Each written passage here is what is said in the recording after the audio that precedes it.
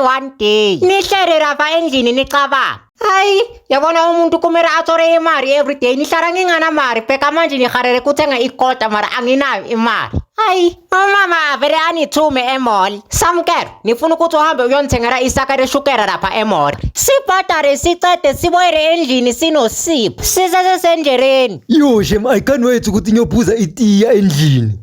Sipho, leshukela siceda kuyithenga manje wena sofuna kuyiceda. No Shem, angiyicedi. I'm not finishing them. Hayi, wena Sipho wathanda ukukhuluma ama-English ne?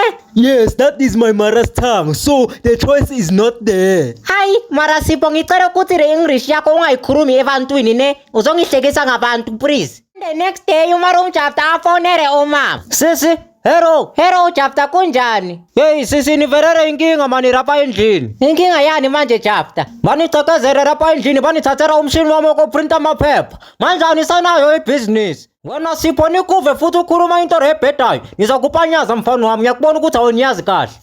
Wena chapter Shem, so manje uyakhuluma wena yikho indaba yakho kumele uyofuna umsebenzi. Wena Sipho nizakupanyaza. Sipho nomarum chapter. Yekelani ukulwa into ngabe siyenza iplan lokuthi sizithola kanjani lezigebengu ezitshontshela umarum chapter.